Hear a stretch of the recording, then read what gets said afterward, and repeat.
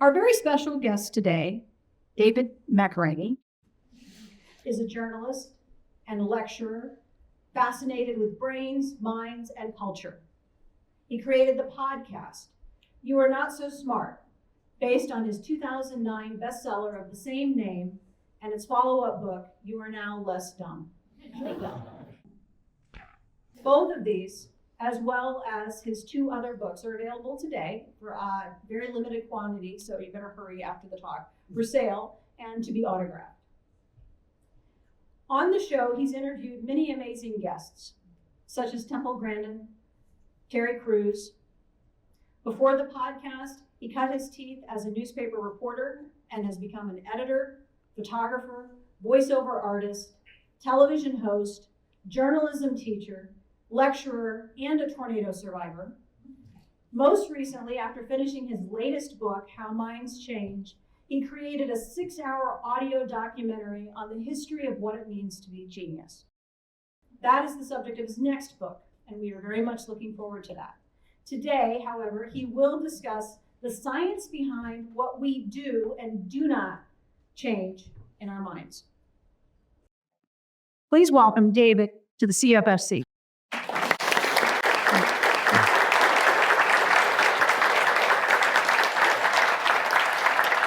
Cool.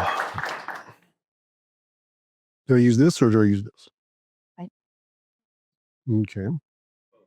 Both. I'm using both. Cool. Oh boy. Wow. Okay. Now I get to look at all of you. Okay. Thank you for coming out. Thank you for getting dressed and wearing shoes. My name is David McRaney. And I'm very happy to be here. I'm sure you hear this all the time. I haven't been in Orlando since I was 7 years old. And this is pretty neat. I've got some family in Lake City, so that's usually happens when I come to Florida. And I love getting a chance to talk to a group of people like yourselves. These are critical thinkers. Wow, what a cool thing. You're already in my wheelhouse, so I don't have to do any proselytizing, which is also very nice. So I have this podcast, You Are Not So Smart. This podcast I've been doing it for 12 years and 300 plus episodes. And that's pretty wild. I was one of the very first podcasters, and that feels neat. And when I try to tell people what is the show about, it's about critical thinking, intellectual humility, and media literacy, but mostly it's about exploring motivated reasoning. And oftentimes I have to introduce that to people for the very first time. This is my spiel about introducing motivated reasoning to people who've never heard about it before. Please steal this. Motivated reasoning. Have you ever had a friend who just started dating somebody new and they can't stop talking about them, and you ask them, what reasons do you have to love this person so much? Why are you so excited about this individual? And they say, I don't even know where to start. I like the way they talk. I could listen to them talk for hours. I like the way they walk. I like watching them cross a room. They've introduced me to all sorts of cool music, and I like watching them eat. I will just sit there and watch them eat food. And you're like, oh, that's great. That's fantastic. I'm really happy for you. And then a couple months later, they're breaking up with that person. And you ask them, what reasons do you have to break up with them? And they're like, oh, where do I even start? I can't stand the way they talk. It's like putting nails in my spine. I don't even like watching them walk. It's like janky thing when they go across a room. And normally I wouldn't, but like with them, it's the worst. And we did a road trip the other day, and all the music they made me listen to on the thing, I couldn't. I saw them cut a candy bar with a fork and knife. I can't take it. So as you can see, these are reasons for can become reasons against when the motivation to search for justifications, rationalizations for your changing emotional state have presented themselves. And that's pretty much what motivated reasoning is. And I've done a bunch of content about this with all sorts of scientists. And in so doing, I would get invited to speak on all sorts of different topics. And after one of my lectures, a young woman came up to me and asked for help with her father, who had recently fallen into a conspiracy theory. And she said, what can I do to change his mind? And I remember telling her, like locking eyes with her and saying, nothing. You can't reason the person out of a position they didn't reason themselves into. And I was completely wrong about that. But I didn't know I was wrong about it yet. I didn't know that I was going to go around the world and do lectures about how wrong I was yet. But I had a sense when I was looking at her, and I was like, it feels really wrong to hurt someone in this way, to take away their optimism. I suspected maybe there might be something up to it. And then I had a social scientist come on the podcast, a political scientist, who told me that the change in public opinion about same-sex marriage was the fastest shift in public opinion ever recorded. And we've only been recording it since the 1920s, but still. And the shift went from 60% roughly, it's like 68% of the United States was opposed to same-sex marriage being legal. And then within a decade, 68% of the United States was in favor of same-sex marriage being legal. And that's millions of people who in the course of about a decade completely flipped their opinion. And it hit me, it combined with the young woman I spoke with, and I thought, well, people definitely can change their minds, but how did this happen? And I couldn't get it out of my head. What if you took all these millions of people and put them in a time machine and sent them back to meet themselves about a decade earlier and just had them like argue about it? How would they argue? Would they argue the way people argue today about wedge issues? Could they shift each other's opinion? What would that be like? And what happened in their brain between those two moments? And I thought, okay, this is a question I don't have an answer to. I'm going to go on the road and lean on my journalistic laurels and try to answer it. So I did. One of the first places I went to was Westboro Baptist Church. I went to their Valentine's Day ceremonies, which were okay. I took this photo from the Rainbow House, which is right across from Westboro Baptist Church. Westboro is the name of a community, and so it made me feel bad for like the candle store, which is like Westboro Candles and stuff like that. Everything's named Westboro, and everything has to deal with the fact that they're associated with Westboro Baptist Church. And you can imagine that the real estate is very cheap there. And a activist group bought this house across the street from them for $40,000 and painted it the rainbow flag colors. And they do all sorts of trolly things. They had a wedding for Gandalf and Dumbledore, right across from the church. But it also struck me too, like they raise their flags up every morning, and the people at this is a halfway home for LGBTQ youth. People sit on the front porch and they drink their coffee and they go, howdy neighbor, back and forth with the Westboro people. And I went there to spend time with people who had left Westboro Baptist Church. I wanted to know, like, what was it about your life? What happened in your story that got you to go, I'm out of here? And that was where it all started, was here. And from there, I spent time with people. This is in the UK, in Manchester. This is a former 9/11 truther. He used to actually be like the most prominent 9/11 truther.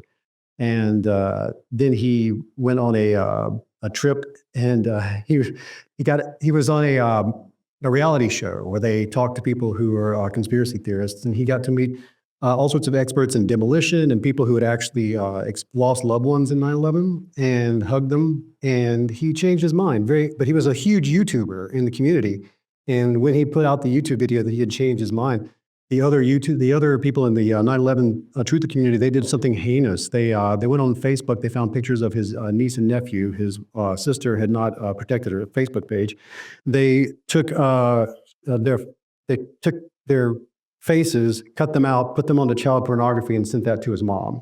And his mom, not being very technically savvy, thought it was real, and he had to explain what was going on. And they tried to destroy his life. They said the same stuff to his employer. And he felt the true fallout of something that people fear when they're in one of these communities. If I was to change my mind, what would happen to my social network? And he was a great example of that. And from there, I just went all over the world. This is the people, I'll talk about this later in the talk. These are the deep canvassing people in Los Angeles, at the LGBT Center of Los Angeles. They've gone door to door and conducted more than when I met them. They've done many since I met them. They've done 17,000 conversations at people's front doors, changing their minds about issues like transgender bathroom rights and stuff like that. They have a very high success rate, so high that social scientists from around the world come visit them and learn practice their techniques. And I went door to door with them on 6 different occasions. And from there, I spent time with people who engage in argumentative, combative debate stuff. You may have met this person before. He's been a visitor to y'all.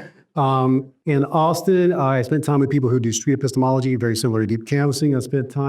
I went to Sweden and debated live on stage the spokesperson for the flat earther community, which was very cool. I used the techniques I had learned up to that point and did this. It was great. Flat Earthers are great. If you ever want to hang out with a conspiratorial community, that's the one. They know how to party.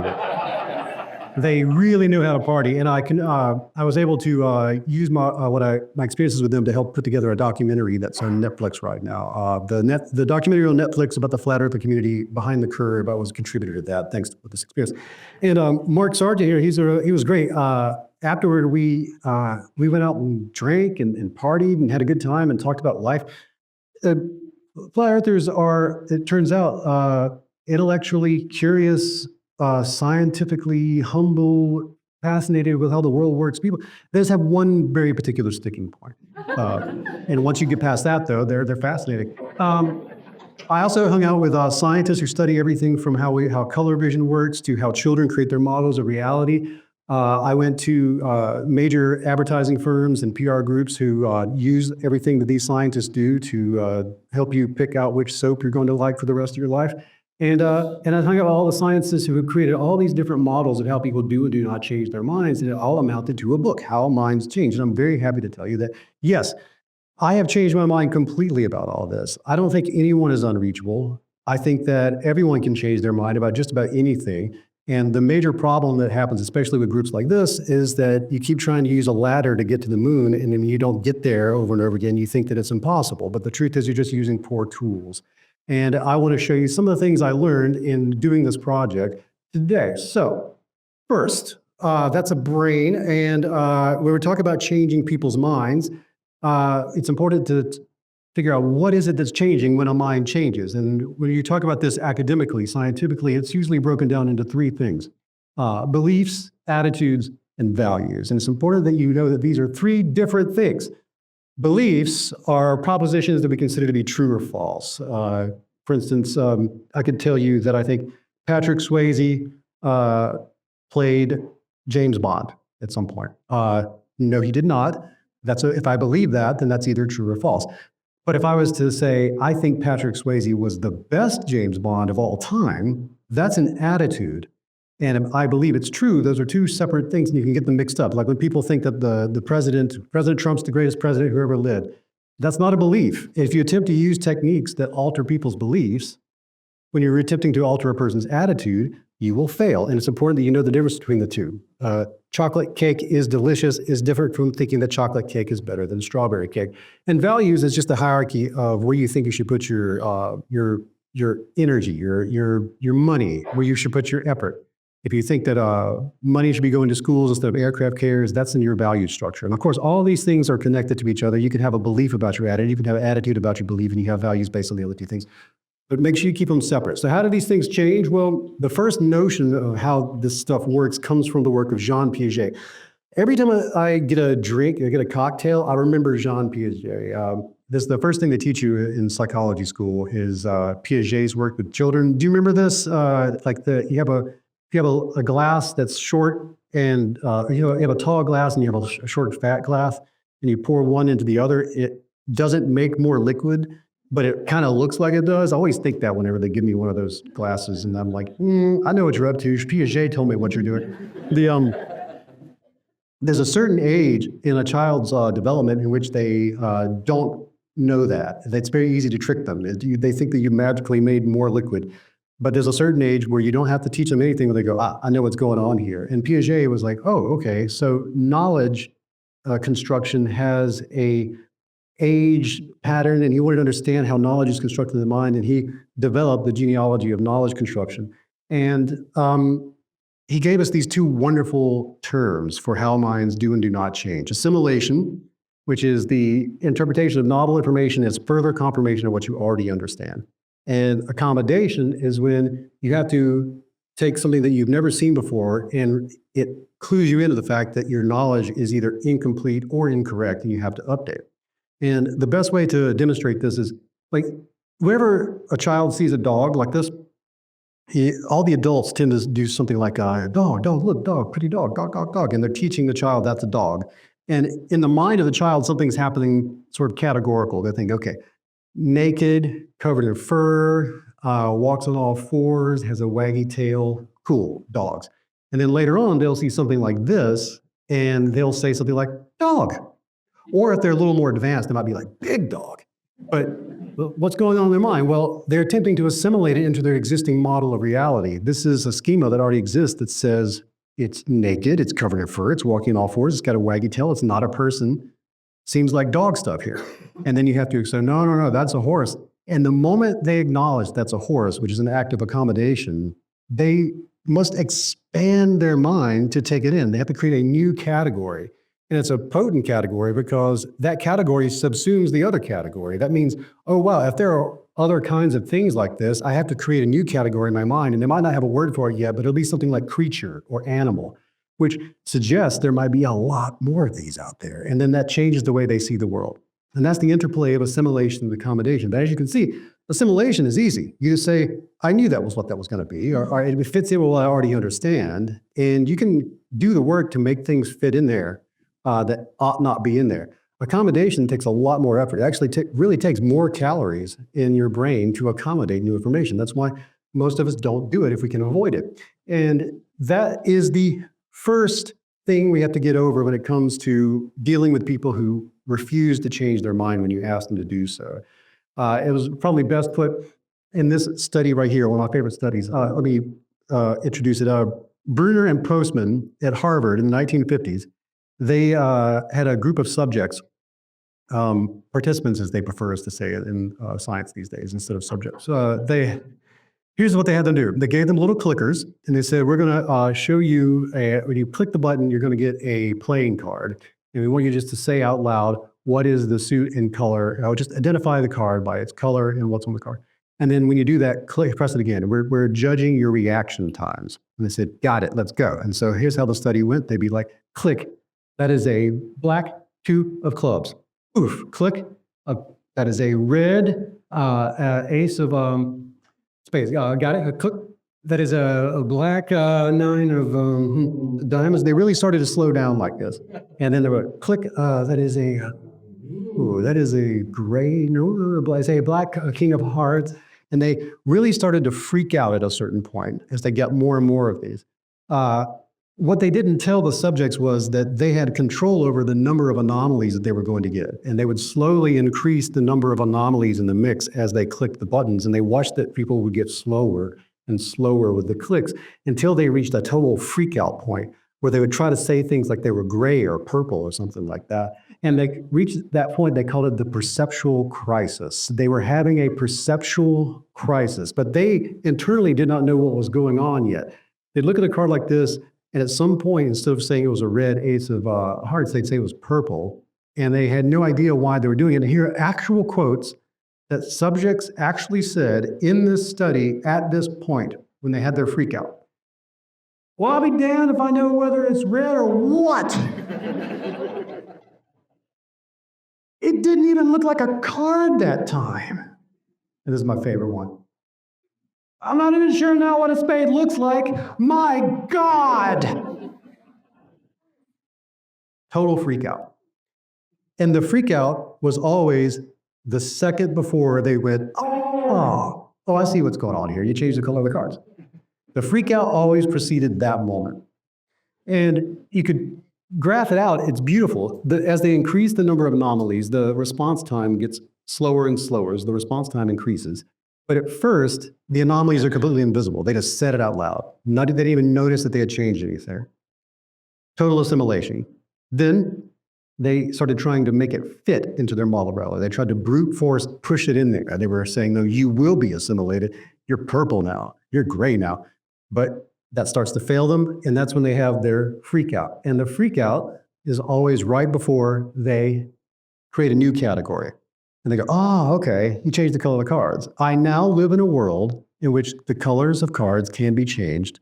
Therefore, I now know what's happening. I can see what's going on. Thank you very much. And my response time then returns down because I have a new category. I understand the world that way. They accommodate it. And one of the great lessons from the assimilation and accommodation work is that this is what we tend to call an epiphany. But an epiphany is not the moment you change your mind. The epiphany is the moment you realize your mind has changed. And that's what happened here. They created the new category, then they had the sparkle feeling of, oh, wow, cool. And they didn't have to freak out anymore. This leads me to, this is Thomas Kuhn, who gave us the paradigm shift he said that novelty emerges only with difficulty manifested by resistance against a background provided by expectation. And I suspect that what a lot of us here are interested in is this part, right? The resistance. And I want you to know that at the cognitive level, without somebody even talking to anybody else, you will resist changing your mind in the way that we've already seen. So that's one of the first things you have to expect when you go up to someone and say, I'd like you to see things differently. I think we should play a game now. This is Peter Wason, often called the father of the psychology of reasoning. And he used to use this game in his classes, and we're going to play it together. So there's going to be a little audience participation here. Here's what I'm going to do. I'm going to think of all the numbers in the universe very quickly. And hold on. Got it. And I'm going to use a special rule that only I know about to pick out 3 numbers at a time. And what you're going to try to do is figure out what is my special rule by looking at examples of the numbers I've selected. So here we go. Keep it to yourselves, but try to figure out what my rule is. Here we go. Out of all the numbers in the universe, I select 2, 4, 6. I'm using a very secret special rule. Now, here's what I would like everyone to do. Everyone raise your hands. Everybody in the room, put your hand up in the air like this. Okay. If you think you have currently figured out my rule, please lower your hands. Okay, that's almost everybody already. Well, for everybody else, don't re-raise your hands. 10, 12, 14. If you think you have figured out my rule, lower your hands. And there's only, don't re-raise them if you've already lowered it. Okay, last 3, 24, 26, 28. If you have figured out my rule, please lower your hands. All right, well, that's it. That's everybody. Great, cool. Okay, I'm going to pick somebody here just for the ease of doing it in front of an audience. Helen, how are you doing? I'm great. Helen says she's great. You lowered your hand, which means you believe you have figured out my rule. Could you please pick out 3 numbers using my rule? 6, 8, 10. 6, 8, 10. Please give Helen a round of applause. Yes. 6, 8, 10 does use my rule. And this is a wonderful moment. We experience this all the time. We see something out there in the world, starts to form a pattern. We believe we have figured out this novelty, and we think that we understand why it's happening. We create a hypothesis.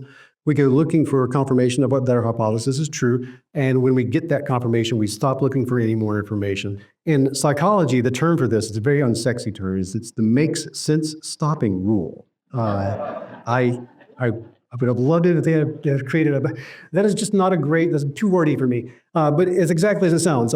When you think you've made sense of something, you stop trying to make sense of it. That's what it comes down to. Here's 3 more numbers that use my rule. 1, 2, and 3, and 33, 3,371, and 98,999. Because the rule is any 3 numbers as long as the one is bigger than the last. But 6, 8, and 10 does comport to that rule. And if you believe that the rule was 3 even numbers in a row, since you tested that and got confirmation of it, you would have stopped looking for information because you got confirmation, and we tend to call that confirmation bias. I see people use this term all the time. They never actually describe how it actually works. That's how it works. And when it comes to the news information environment, social media and so on, people don't tend to look for information. They tend to look for confirmation. And when you find confirmation of whatever it was you were looking for, you stop looking. And when you get a tool like this, where you can get confirmation of literally anything you're looking for, you end up with conventions for flat earthers. This is actually from a flat earther convention. Once again, I like partying with the flat earthers. There are currently 2.6 million flat earthers in the United States.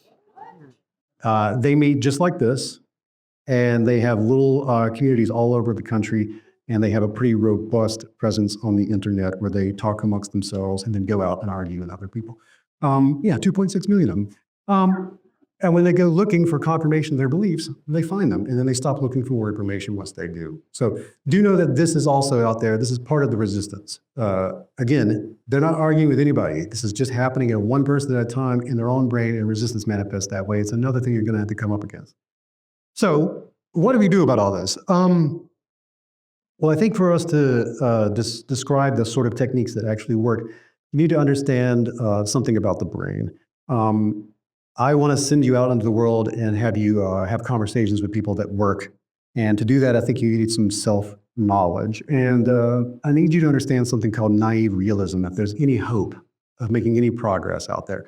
What is naive realism? Scientifically speaking, it's the intuition that you see the world as it truly is, free from bias and the limitations of your senses. This is very easy to debunk. All I have to do is show you that I doubled all the V's and you didn't notice, because you see the world as you expect to see it, not as it actually is. And you're doing that all the time, every second of the day. You're seeing what you expect to see, not what actually is there. Or as George Miller, the psychologist, put it, it's the result of thinking, not the process of thinking, that appears spontaneously in consciousness. And without ever having seen this term, naive realism, everyone here is already intimately familiar with it. We all became intimately familiar with this as a species about 10 years ago, thanks to the dress.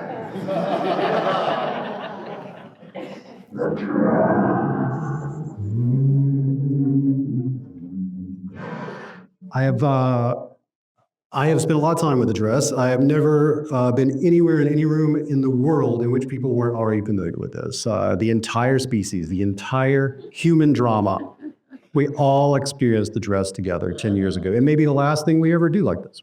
It's an incredible moment. And if you don't recall, half of the people who see this see it as blue and black, and the other half see it as white and gold. Please raise your hand if it's blue and black. Please raise your hand if it's white and gold. There it is. So which is it? Is it blue and black? Is it white and gold? Here's how this happened. 10 years ago, a young woman was getting ready for her wedding. Her mom went to a dress shop and saw this through the window of the dress shop. She took a photo of it with her really crappy phone, and she sent it to her daughter and said, I'm thinking about getting this blue and black dress. What do you think? And her daughter was like, that dress is not blue and black. And she was like, yes, it is. And they started arguing right there, the first two. Then they showed it to their friends and family, and everybody in the friends and family group were like, what is going on here? And then it became such a story within the family that when they actually had the wedding, they had the singer that they brought to the wedding had a pretty big Tumblr following, and got the photograph and then showed it to her Tumblr following, and that's when they hit the internet. And as soon as they hit the internet, and eventually everyone here saw the dress thanks to that. And it was an enormously incredible, fantastic, beautiful phenomenon. These hashtags, blue and black, white and gold, Dressgate, and the dress, are the most hashtags that I've ever hashtagged. These are still the most shared hashtags of all time. They were so popular that Twitter stopped working for a little while. Long before Elon Musk ruined Twitter, these hashtags made Twitter impossible to load on your phone. It couldn't take this much traffic. It was never set up for this sort of thing. And you got all these wonderful moments in the traditional media. The Washington Post said, this is the drama that divided a planet. Yeah. I love that. It sort of portended what was coming for us. And we were such sweet summer children at the time. But it also does reflect, as you're going to see, it seems quaint, but this drama that divided a planet is also operating on the same psychological principles and cognitive functions that are dividing us now. Some of the biggest celebrities in the world turned in. Taylor Swift. I don't understand this odd dress debate, and I feel like it's a trick somehow. I'm confused and scared. P.S. It's obviously black and blue. Yeah. Kim Kardashian, what color is that dress? I see white and gold. Kanye sees black and blue. Who is colorblind? BJ Novak, white and gold. Nice and simple. He knows, everybody knows what he's talking about. But his best friend, Mindy Kaling, it's a blue and black dress. Are you effing kidding me? And so forth and so on. I remember visiting my parents, and they live in a really small community in rural Mississippi. And on the local news, I remember at the end of the news after the weather, they were like, have you seen this dress thing? It's crazy, right? And like, that was happening all over the world. We were all talking about the same thing at the same time. We were all disagreeing about what color this dress was, and I think that's amazing. I wanted to understand this, and the reason I wanted to understand it, I was talking about the book project that I was working on. I was telling them about all the places I was going. I was at NYU, and I was telling them about all the places I was going.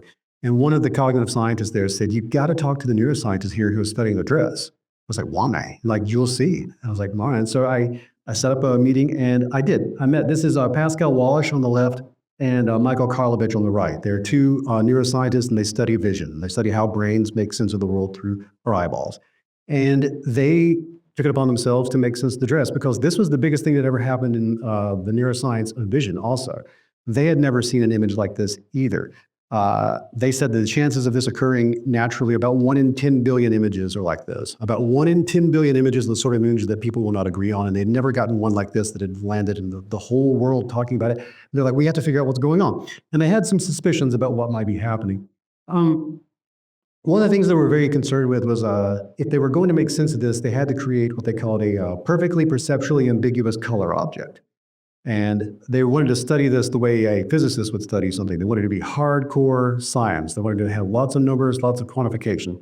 And they wanted to create their own, independent of the dress, perfectly perceptually ambiguous color object. What does that mean? It means it's something we can all agree has a color, but we can't agree what the color of it would be. There's enough familiarity in there that we can have just the right amount of disagreement. And they tried this first. I remember going to lunch with them, and one of them showed me on his phone. He's like, "What color is this egg?" I was like, "It's green." He's like, "Damn!" Everybody says that. They thought that maybe people that had never read Green Eggs and Ham would see a different color, but it didn't work. Everybody saw it as a green egg, and they tried other stuff too. They tried they tried flamingos, olive, sure. They tried flamingos, like the flamingos in people's yards. They were trying different colors of those. None of it worked. But after a lot of hard work, they did eventually land on the perfectly perceptually ambiguous color object, and it is the Croc. It is the foam resin shoe thing that is popular. It used to only be popular with gardeners, and now everybody's wearing them. Please stop wearing these. So why is this a perfectly perceptually ambiguous color object? Because this was a color. I just put it in Photoshop and made it black and white. And if I was to ask you one at a time, what color do you think it was before I made it black and white? I get all sorts of answers out of it. Pink and orange and gray and blue and camouflage. So we all can agree that it had a color, but we can't agree what that color was. And that makes it a perfectly perceptually ambiguous color object. It's ambiguous as to what the color may be. And each one of us must engage in an act of disambiguation. So this is the first clue, what's going on cognitively with the dress. Disambiguation. Anytime we encounter something in the world that is ambiguous, we attempt to disambiguate it through our priors, our prior experiences with the object. And then we often attempt to assimilate instead of accommodate through that disambiguation. So they thought this is going to be the way to do it. They also thought that what's going on here was something to do with bistable perceptual illusions.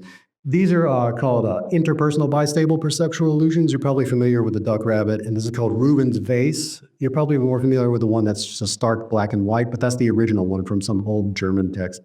It's called an interpersonal bistable perceptual illusion because every brain sees both possibilities, and it's impossible to disambiguate and stick with one. You disambiguate back and forth. So every brain in the room is like, duck, no, rabbit, no, maybe duck, no, rabbit, duck, rabbit. And with the other illusion, you'll go back and forth between faces and silhouette and face, face and silhouette and face. But you won't settle on either one. And it's interpersonal because every brain can't settle on one. Every brain has two possible disambiguations and vacillates between them. That's an interpersonal bistable perceptual illusion. But the dress is something completely unique. It's what they call an intrapersonal bistable perceptual illusion. So yes, it's ambiguous. And yes, the brain can't figure out which one to settle on, but it will pick one and stick with it. But every brain picks one and sticks with it, and the other brain might pick a different one and stick with that. And now you have two people who see two different things from something that previously was ambiguous. The other thing they thought must be happening is something called color constancy. And I'm about to tell you something that you're not going to believe, and there's no way I can get you to believe it through just words alone. But this is called the checker shadow illusion, and squares A and B are the exact same color. Okay. There's no way I can just like brute force convince you of this. So let's throw it into Photoshop. I'll just do it in Photoshop on a screen cap. And let's just play. I'm going to go over here and I'm going to grab A, and then I'm going to grab it and slide it down to B. Same color.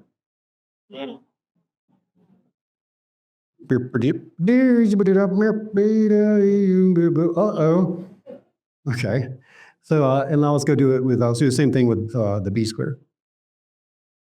and grab it and slide it up to A, same color. And just to drive this home, let's drag both of them into the nebulous ether of Photoshop and put them side by side. And yeah, when you put them side by side, they've got. So what's going on here? Well, first of all, that's not a real checkerboard, nor is that a real cylinder. So already this is an illustration that your brain is turning into this illusion is becoming something your brain is assuming is real. And without your knowledge, without your permission, every time you see anything that is cast in shadow, your brain will turn up the contrast on that just a little bit to help you see it better in the final illusion of vision that you have as a subjective experience. And you're doing that all the time. This is how you can, when you open up a closet that's dark, you're able to tell what color your sweater is. It's messing with the color constancy at all times. In other words, your brain lies to you on a second-by-second basis to give you something that is more useful than the raw truth. And that's what's happening here. You're being tricked into thinking that it's cast in shadow, and the brain alters the contrast a little bitty bit. And there's another great version of this. This is, I don't think it's going to work. I don't think we've got the right kind of lighting conditions here. This should look like red strawberries, but I think that the light in this room is not going to do this for you. But there's an image of red strawberries that most people see as stark red strawberries, but it's not red strawberries. It's actually been overexposed in teal. And most people, when they look at the strawberries, they still say they're red, even though there are no red pixels on the screen, no red wavelengths getting into their eyeballs. I would show this to you, but I don't think it's going to work here. And all you have to do to return to get your brain to do it correctly is you can cover it up like this, but it's not going to work. But what's important here is that we know this works with anything overexposed in teal light.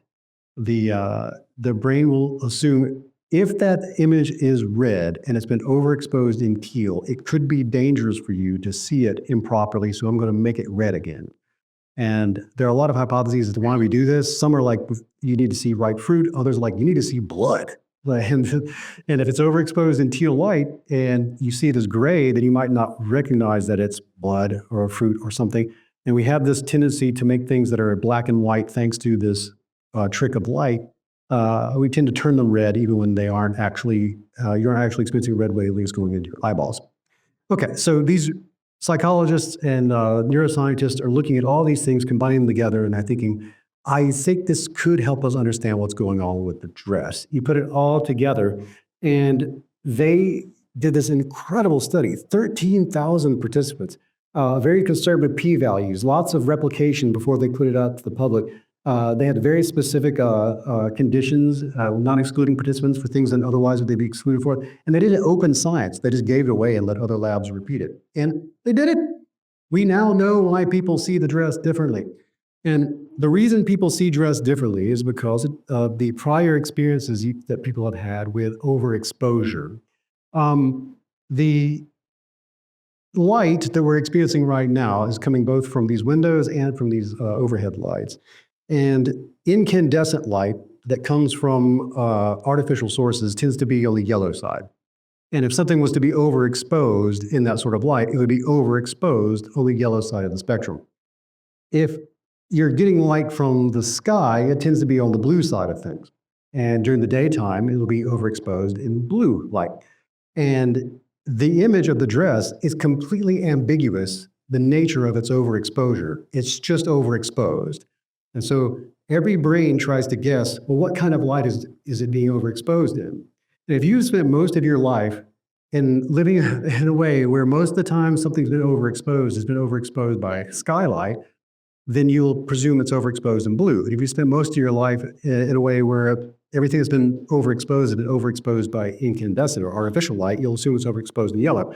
So people who garden a lot, people who are early risers, people who jog, people who work near windows, they mostly assume that it was overexposed in the blue side of things. And people who don't do any of that, who are night owls, who don't work near windows, who don't do a lot of activities outside, they presume that it was overexposed in incandescent yellow light. The important thing here is No one had any choice in this. It's just being done on your behalf. But all of your lifestyle choices leading up to that moment, all the conditions in which you found yourself leading up to that moment, changed the priors that you used to make sense of something that was ambiguous. And you did not experience it as being ambiguous. You experienced it as certainty. If you've never seen it the way another person sees it, that's roughly what happens. Again, the lighting here is a little off, but the one side sees it one way and one sees it the other. So which way is it? Well, I can tell you, I actually got to go to see the real dress. And this is a photograph of that dress. And in real life, and in this photograph, it's black and blue. But the image that I showed you earlier is neither black and blue nor white and gold. It's just whatever your brain says it is. What is the truth of the image? Whatever the final disambiguation of that image is for you. There is no rough certainty of that image. It's perfectly perceptually ambiguous. We're not going to come to an agreement on this. The agreement we have to come to is that it can be seen differently. And if you assume that you did know what color the dress was and that your way of seeing it is the way to see it and the other person is wrong or stupid or crazy, you'd be left out of a potential of a conversation with that person in which you might be need to go, I wonder why we see it different. Why would we see this differently? Which is the only way you can take a step into the science that would say, oh, because of whatever, color constancy, all this wonderful world of knowledge would be cut off from you because you refuse to acknowledge the fact that it's okay for this other person to see it differently. In fact, they have no choice in the matter. Well, they wanted to understand this at a much deeper level, and they thought that the only way you could do that scientifically if we were physicists would be, or biologists or anything like that, any of the hard sciences would be to actually reproduce the dress. And this would be enormously difficult to the point that no one in the realm of neuroscience thought that would actually work. But they thought, yeah, the ladder of scientific understanding is observation and then description and then taxonification, and then eventually you get to recreating it. You make a nuclear blast, you create a nuclear reactor, and you truly, deeply understand fusion and fission once you're able to actually create it from scratch. So they wanted to create the nuclear bomb of cognitive science. That's exactly their words when they were explaining it to me. And I will present to you the nuclear bomb of cognitive science. Okay. Socks and Crocs, that's right. Crocs combined with the socks is the nuclear bomb of cognitive science. Can we kill the lights? I want to make this work completely if that's possible. Beautiful. No, yes, please leave them off. How many people in this room see green socks with sort of grayish Crocs? Rub by show of hands. How many people here see white socks and pinkish Crocs by show of hands? Yeah. Usually it's completely split down the middle. The lighting is a little weird in this room, but usually it's exactly half and half. Half of the people who see this image see pink Crocs and white socks, and the other half see green socks and gray Crocs. So they did it. They actually replicated the dress. Yes, sir? There's a very small number of people that do that, and we have unique lighting conditions here, which may be creating that. How many people are seeing green and pink? Whoa, that's beautiful. I will tell the researchers that this happened. There's something weird about the light in this room right now and the light coming out of the projector that's causing an anomaly. That's beautiful. Beautiful. Green and white. Okay, that's great. Know that everyone's seeing this differently, just like the dress. That's what's important. In the raw study, it was purely down the middle, pink and white, green and gray. But in this room, we're getting a mix of both. I think that's beautiful. And again, like the dress, it's neither one of those things. It's whatever you're disambiguating it to be. Okay, how did this happen? Well, here's the idea. Here's how this happened. Michael Karlovich, he's going to school to be a vision neuroscientist, and he's spending his free time working in a grow house, and they're growing plants. And in the grow house, they use green lamps because they don't, and this is like anthropomorphizing it, but they don't interrupt the circadian rhythm of the plants. The plants can't see green. So you can look at the plants and they don't realize they're being illuminated. And his friend in the grow house was wearing these Crocs, and he's looking at his friend's Crocs, and they're gray. And they go outside to smoke a cigarette, and under the sunlight, they turn pink. And he's like, oh, I know what's going on there. Those Crocs are pink, but that purely green light has no pink in its wavelength, so nothing's hitting it and then bouncing off of it and going into my eyeballs, and so my brain has no color to go on, it's just saying they're gray. But out here, there's definitely red in the spectrum out here, and I'm getting the pink of it. That's cool. And then they go back into the grow house under the green lights, and they stayed pink. And he was like, that's impossible. I'm not receiving any pink light. How can this be pink? Oh, my brain's just making it up. I've already generated a new prior that says these are supposed to be pink, and now I am artificially, in my own mind, making pink Crocs. Even though there's no pink light in this room, that's amazing. And he remembered that, and he was like, that's how we're gonna reproduce the dress. And that's what they did. They went on this mad dash through New York City. They got green grow lights, they got pink Crocs, they got white socks, this is important, and they got green grow lights, and they put all this in a room, and the way this works is you take a pair of white socks and pink Crocs, and you have a human brain. You got to make sure you get some of those. And then you shoot green light at your white socks. It's going to reflect the green light off to the brain, and then the brain is going to see green socks. And it's unclear as to whether the socks are actually colored green by some sort of dye, or it's being illuminated by green light. But you're going to see green socks. They're going to shoot green light at the pink Crocs. No pink light in that light, so it's going to come across as being a gray Croc, and they're like, that's awesome. Some people are going to see this, and they're just going to take that right there and go, that's what I'm looking at. Green socks, gray Crocs. But other people are going to say, those socks ought to be white. I have never seen green socks in my entire life. And it's over illuminated in green teal light. It's a little red. That could be that blood stuff that I'm worried about, evolutionarily speaking. Let's go ahead and switch it back. And if I switch the socks back to being white, that means the Crocs have to be reddish. So we're going to do that in our brains. And so that's what you get. Half of the people in this experiment did this second step. Half of the people stayed with the first step. And what correlates here?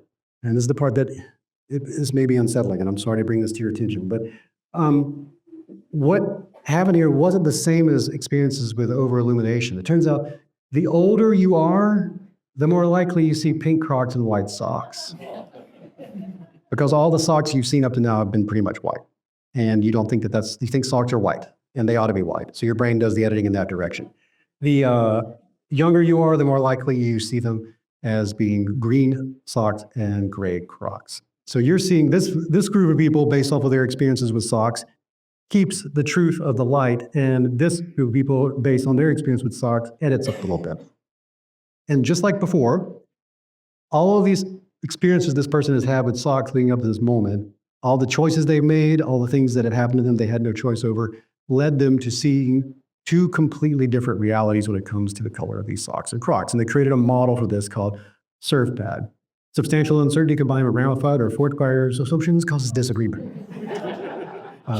Ramified means branching. So what you get is these life experiences lead to this assumption.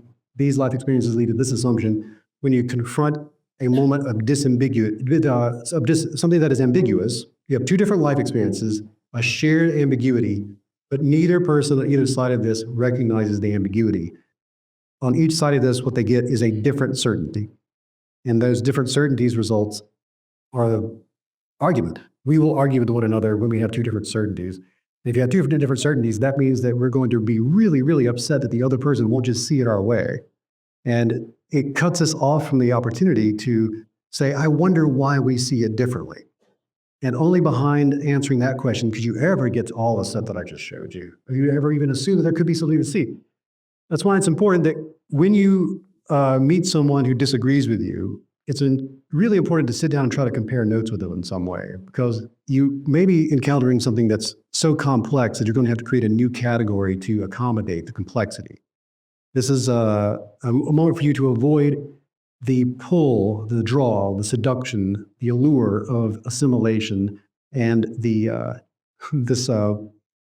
drive to say, I'm right and you're wrong, and the only way that we can get out of this is for you to agree that I'm right and that you're wrong. So this is something that you have to avoid in yourself, and the lessons from the dress should give you this.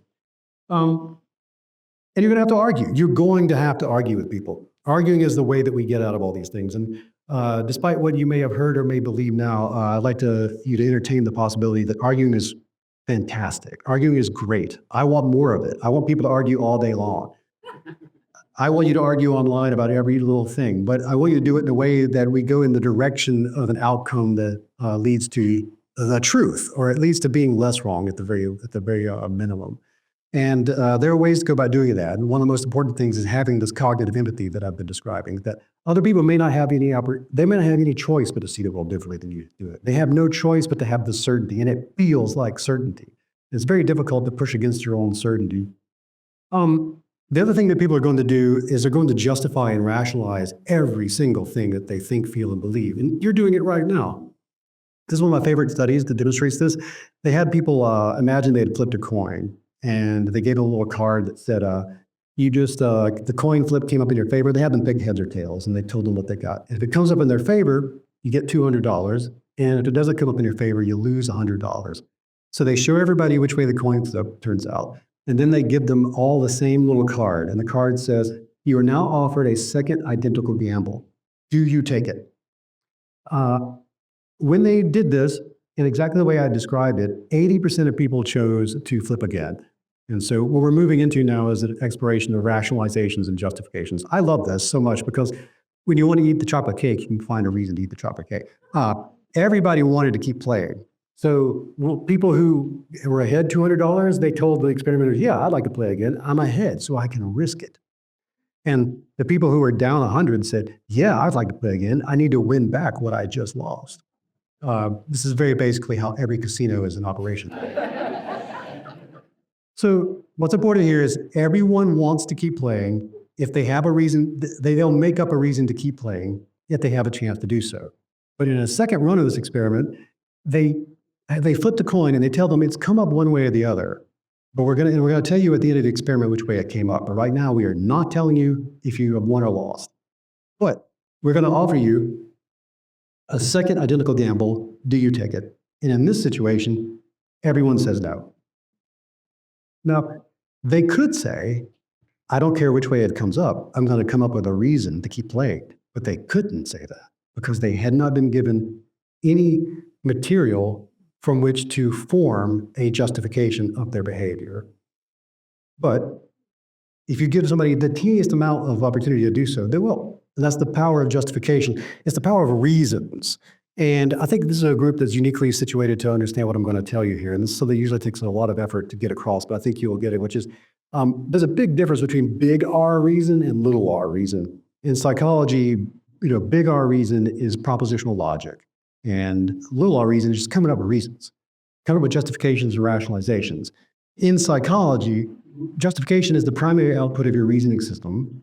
And your reasoning system is just a collection of modules that come online when you feel motivated to explain yourself to others. To put that very simply, reasoning ain't logic is what I want you to get out of this, okay? Reasoning is just coming up with reasons for what you think, feel, and believe. And we don't just come up with reasons and justifications for what we think, feel, and believe. We come up with plausible explanations for what we think, feel, and believe in the form of reasons. And plausible means that which you intuit your trusted peers will accept as reasonable. It's a very social enterprise. The basis level, we're all social primates, and we care a whole lot what other people think.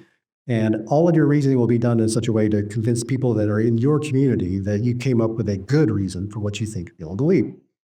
In other words, the function of reasoning is to argue your case in a group setting, and there's actually a model for this. Sometimes it's called the interactionist model, sometimes it's called the argumentative theory.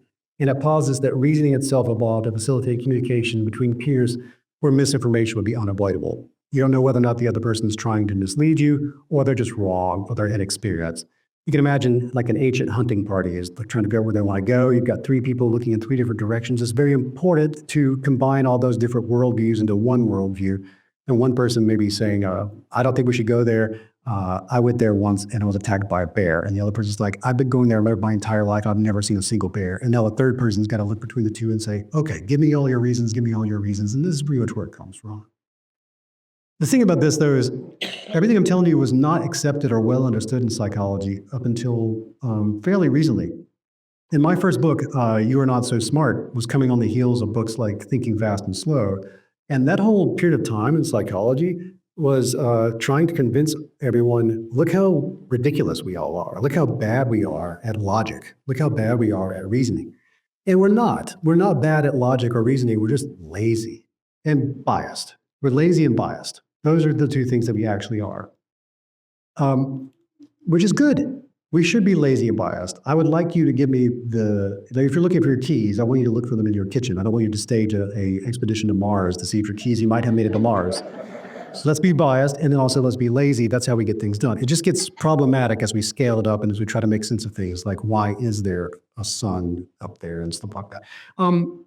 The argumentative theory posits the function of reasoning is to offload the cognitive labor of planning and problem solving to group deliberation. And because of that, we have two cognitive systems, one for producing arguments and a separate one for evaluating them. And we tend to evaluate our own reasoning in a biased and confirmatory manner, very lazy, very biased. But we evaluate the reasoning of others in an effortful and disconfirmatory manner. And that's awesome if you can get people talking to one another in a way where we can engage in that process. The thing is, there used to be, when we would do research in psychology, we used to do things where we give people a task and they would perform at a certain level at that task. And we would rate every person individually. And then we would take all their individual answers and put them together and say, this room, 80% of this room made this mistake. Look how bad we are at this task. But in so doing, we never gave anyone an opportunity to talk to one another, which changes the entire experiment. I want to show you something here. It's time to play another game. So keep your hands to yourself. Don't do anything yet. Don't say anything out loud. But I want to ask you this question from the cognitive reflection task. You know the ball and bat problem thing that comes from this test? Here's the question. If it takes 5 machines 5 minutes to make 5 widgets, how long would it take 100 machines to make 100 widgets? Now keep the answer to yourself, but come up with some answer in your head to this question. Okay. Who here feels incredibly confident that you definitely have the right answer to this question?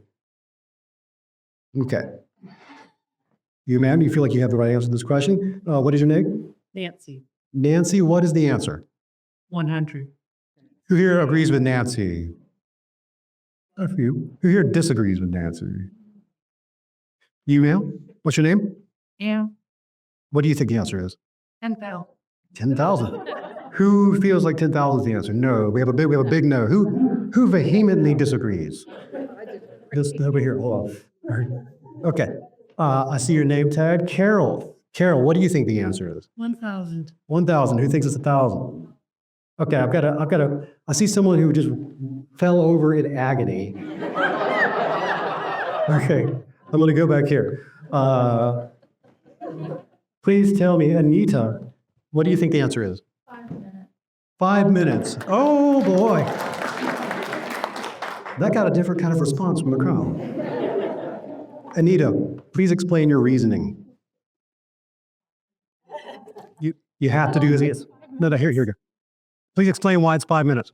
Because it just takes 5 minutes for the 5 machines. It's still 5 minutes for the 100 machines. Does that make sense to everybody? Yeah. Some people liked it. Who else wants to try to explain this real quick? With 5 minutes? Okay, please explain your reasoning. If 5 machines can produce 5 parts in 5 minutes, each machine takes 1 minute to make a part. That means it takes 5 minutes for 100 parts. That feel right? No.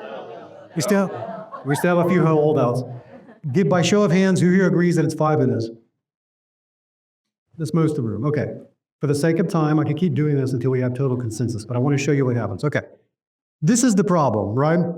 I will show you that this actually being done in the lab. What they do is they brought a bunch of people in. The black squares are just people that didn't show up. But at first, so they didn't show up for the experiment, I'm sorry. But the red squares are people who have the wrong answer. And the green squares are people who have the right answer. And let's imagine that you do this experiment and you're like, wow, 80% of people get this wrong.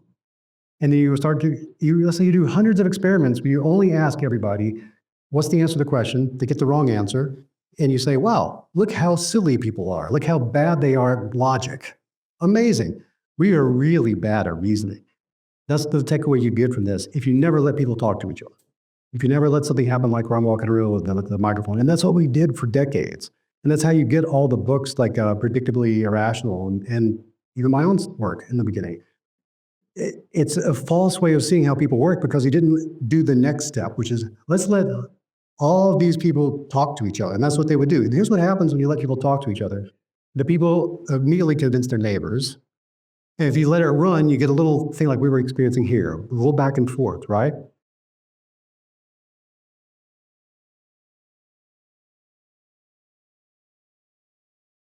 Wait a minute. You had people who got it right and then went back to wrong? Yes.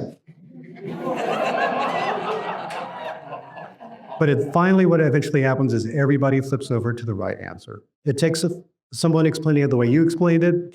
It takes someone explaining it a little bit differently so that it all starts to plug into the way you see the world, and eventually everybody sees. The answer is 5 minutes, yes. So, the big takeaway from this is, if I let everybody talk to each other, you get a different way of viewing the world. If you don't let people talk to one another and you keep everybody's answers isolated, we can say 80% of the, first of all, 80% of the room is wrong. And then we'll say, look at this, when you ask people this question, we're really bad at logic. But if you just let people talk to each other for long enough, the entire room will flip to the right answer. And now you'll say, when we ask people this question, 100% of people get it correct if you let them work it out, if you let them argue with one another, if you let them present their reasoning to one another. That's the important step. And that's why all of the rhetorical techniques that I found in writing my book that actually work, that actually change people's minds, they depend on this. They depend on the reasoning side of all things. When people discuss something in a room like we did, we need to be able to crosstalk. Yes, sir? Is there an age effect in this sample? In other words, if they did it with a younger group and an older group? Because that's third grade math. It's not third grade math. It's just logic. And I mean, my third grade didn't show me that. Yeah, it's your third grade's math. And that's the thing.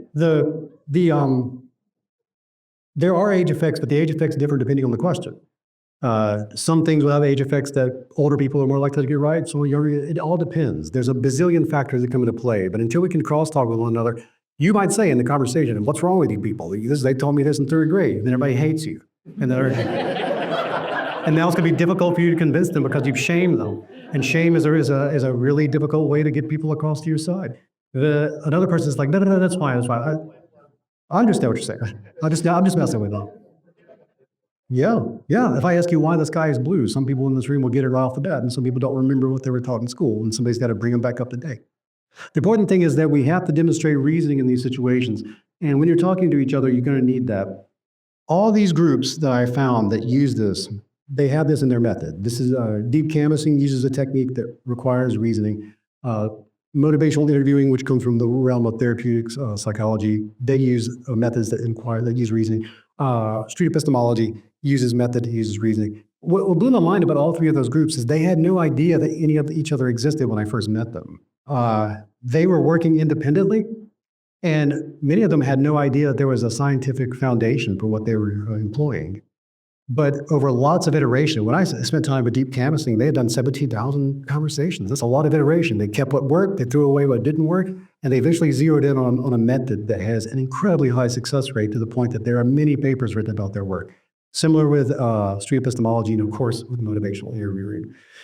What I love about that is that they all worked independently, but they all eventually found something that looks a lot like the other person's thing. And it reminds me of, even in the steps that they have and their techniques are in the same order, which blows my mind.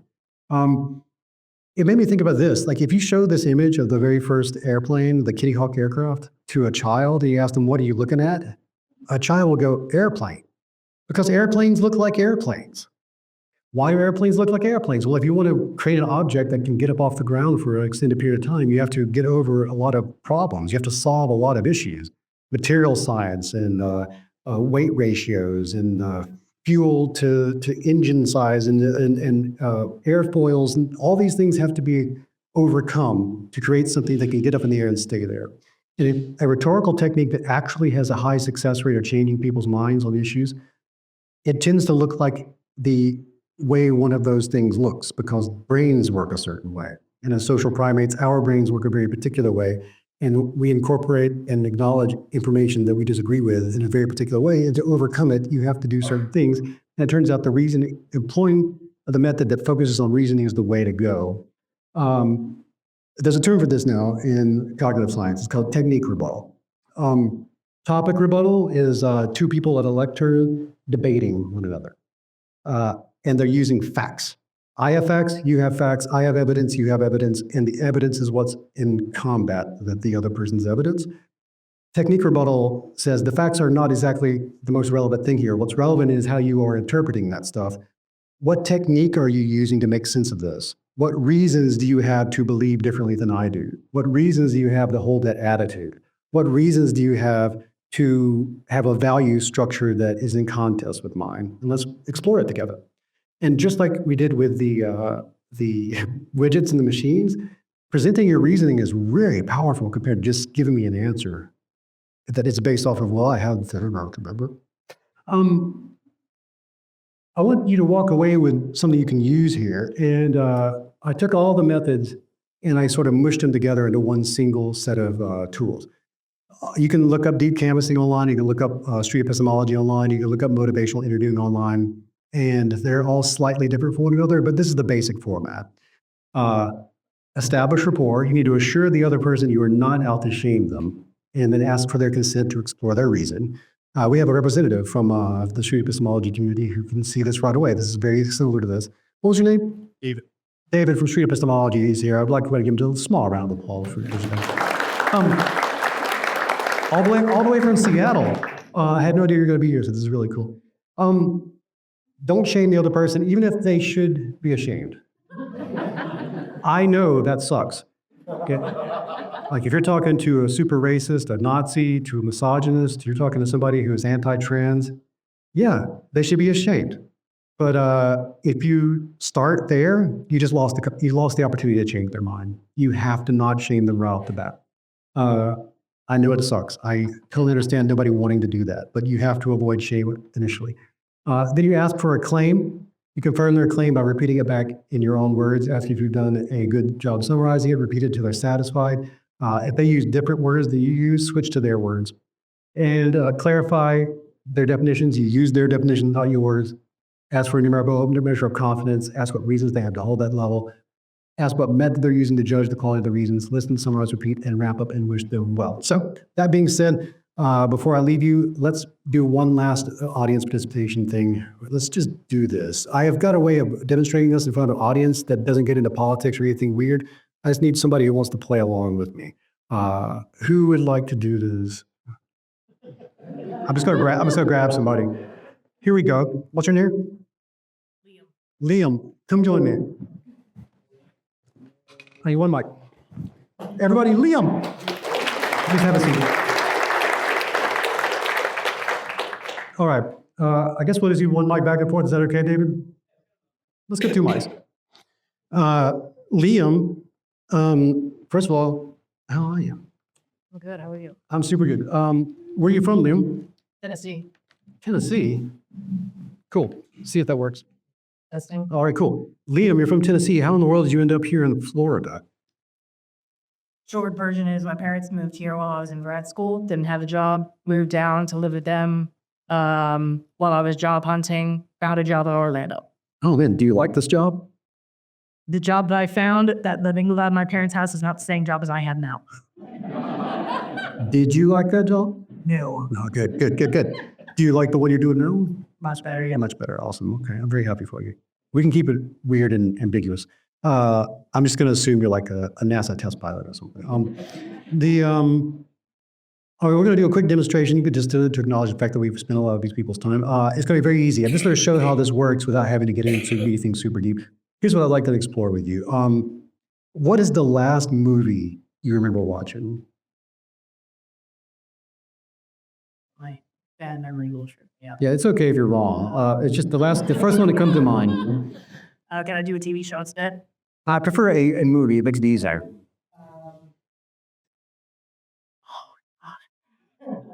Stage fright, I guess, right? Yeah, that happens. I'll make it easier on you. Imagine you're going into a theater, you're sitting down, the lights go down. What's the movie on the screen? Lion King. Lion King. Wow. The remake, the new one, the CGI one? The remake. Okay. Well, did you like it? Yeah. Not really. Not really. Okay. What was the last, what was the TV series you were going to tell me about? Criminal Minds. You like that? Yep. Okay. Huh. If I was trying to find that, what service is that on? Criminal Minds is on Hulu. Okay, so if you worked for Hulu, let's say that's the job you got that you like, and you're the person who wrote the little description when I'm browsing around, like what would you put in there for Criminal Minds? Profilers, track down serial killers and other major offenders. Okay, all right. Let's say you get a new job, which is you rate these movies for people. You're just you're a critic. You're a television and film critic. And you have a very simple system, which is 0 to 10. 0, this movie is so bad, everyone involved should go to federal prison. And a 10, everyone involved gets the Congressional Medal of Freedom. Between 0 and 10, where would you put Criminal Minds? 7. 7. That is very close to Congressional Medal of Freedom. That is a very good television show. I'm wondering, what gets it up to 7 for you? Like, why not like a 5 or a 6? It examines psychology from multiple different angles, and even when they have types of offenders, they have ways of constructing the backstories of the offenders, and they still feel it. Okay, all right.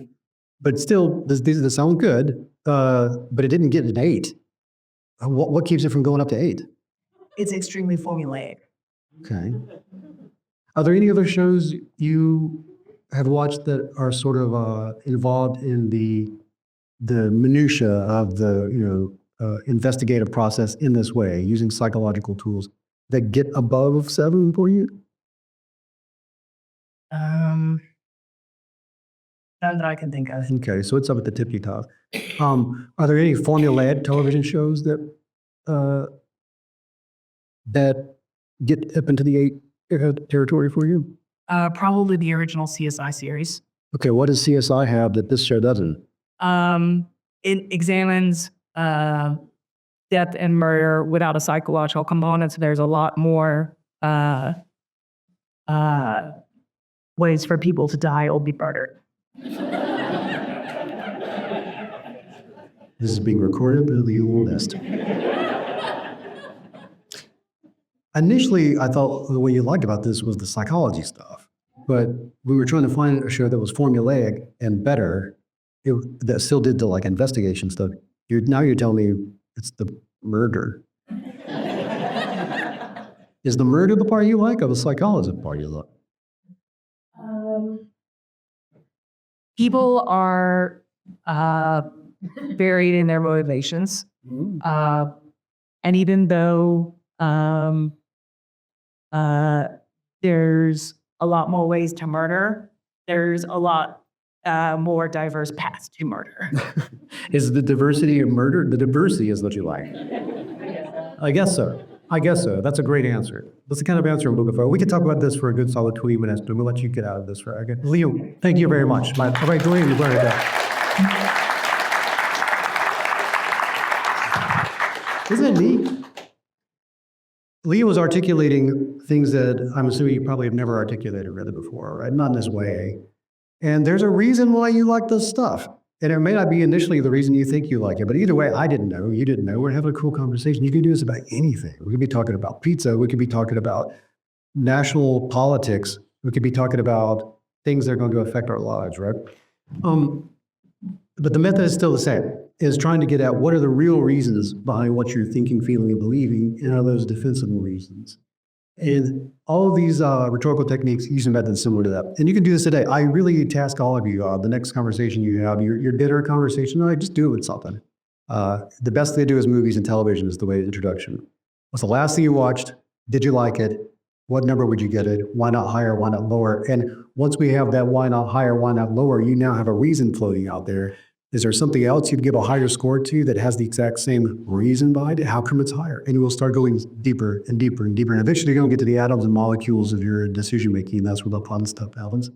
I take these if you want to do it in the roadway. And that's how it works. And I'm going to leave you with one last thing before I get out of here. This is for you to talk amongst yourselves after I stop talking. But there is an answer to this. And I imagine some of you are going to get it right and some of you are going to get it wrong. This is from the cognitive reflection task. In a lake, there's a patch of lily pads. Every day, the patch doubles in size. If it takes 48 days for the patch to cover the entire lake, how long will it take for the patch to cover half the lake? Take a picture of it if you need to, because I'm about to make the next slide come up. And if you want to find me online and talk to me about stuff or look at any of the stuff that I've made over the years, this little QR code will send you there. Thank you.